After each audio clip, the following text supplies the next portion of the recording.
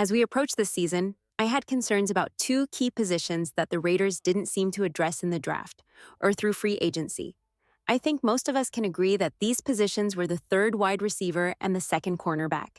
The team decided to rely on last year's rookies, Jacorian Bennett and Trey Tucker, and I have to admit, I was a bit worried. Initially, I heard some promising things about Bennett and Tucker during OTAs, but then less encouraging reports came out during training camp. Naturally, I was curious to see if they would start in the first preseason game and how they would perform, especially Trey Tucker, knowing that Devontae Adams wouldn't be playing. Tucker was stepping in as the second wide receiver, and after just one preseason game, I'm ready to say these two are likely to start as long as they stay healthy. Jacorian Bennett, despite limited playtime, made crucial stops, covered well, tackled effectively, and even broke up a key fourth down play that got the ball back for us. He helped keep the Vikings from scoring while the first-team defense was on the field. As for Trey Tucker, he ran his routes perfectly, caught every pass thrown his way, and consistently got open. Wearing the number 11, he even reminded me a bit of Henry Ruggs, but Tucker looks stronger, leaner, and more confident. Before I go any further, if you're enjoying this, make sure to hit that subscribe button. Back to Bennett. If he can secure the second cornerback spot, our defense will be solid all around. We do have areas that could be stronger, like the safeties. They're good, but not great. Our linebackers are solid, and our defensive line is a major strength with players like Wilkins, Adam Butler, Cole Crosby, and Anari Wilson rotating in. People have been wondering how our cornerbacks will perform, and we've already seen Jack Jones living up to the hype as CB1. He even picked off J.J. McCarthy in a preseason game, though it was a pretty vanilla defense.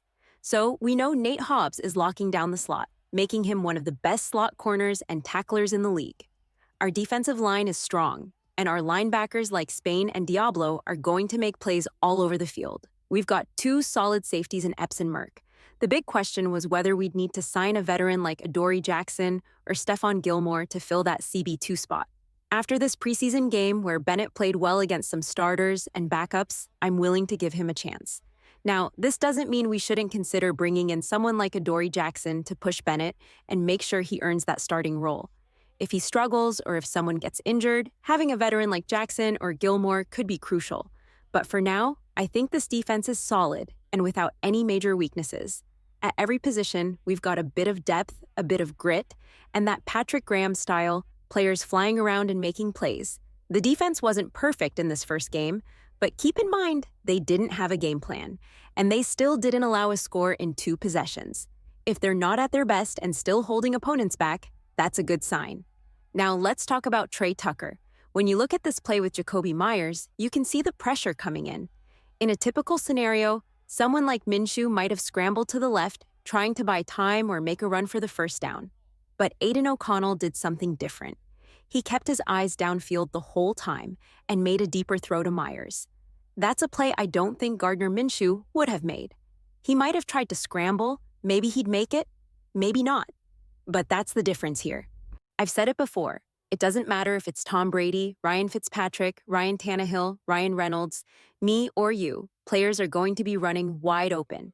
Even without Devontae, Tucker was getting wide open, as were Meyers and Bowers on almost every play that O'Connell or Minshew made, aside from 1 or 2 passes. That's why I've been saying we don't need a Steph Curry at quarterback. We need a Chris Paul, John Stockton, or Jason Williams. Someone to just distribute the ball, get it to the playmakers, hike, look, open, bang. We don't need a hero. That's why I'm leaning towards Aiden over Gardner, because Gardner tends to play hero ball. He wants to be the guy. But Trey Tucker changes everything. Right now, teams are thinking, Devontae's one of the best, but he's not going deep every play. Tucker adds that deep threat that could make our offense unstoppable. Jakobi Meyers is an excellent route runner, and with players like Brock Bowers and Michael Mayer, defenses will be forced to play 2 safeties deep to protect against big plays. But now, with someone like Trey Tucker, who can not only sprint downfield, but also run every route in the playbook, this offense has incredible potential. Tucker's ability to get open, secure the football, and make plays opens up endless possibilities. It's going to make whoever is our quarterback look really good, as long as they stay focused and distribute the ball efficiently. Luke Getsy has done an impressive job using these weapons, especially Trey Tucker. Even in the preseason, when you don't want to reveal too much of your playbook, Getsy mixed things up enough to keep the Vikings defense on their toes. Tucker was open a lot, and even DJ Turner caught a nice touchdown. By the way, have you noticed how all our wide receivers are growing out their hair and starting to look alike? It's like a show of camaraderie within the team, whether intentional or not. DJ Turner, running with the second team, caught that touchdown pass, and with Tucker in the same spot, he's going to get open just like Turner did. Right now, the key for this team is finding that deep threat who can stretch the field and solidifying our QB2. If we found both of those in last year's draft, we'll need to give Dave Ziegler some credit. And down the road, we might owe some of these players a lot of money. But we'll deal with that when the time comes. This is why I think it's crucial for Aiden O'Connell to be the guy. If he steps up, we can keep him on his affordable rookie contract for a few years, then extend him later if he proves himself.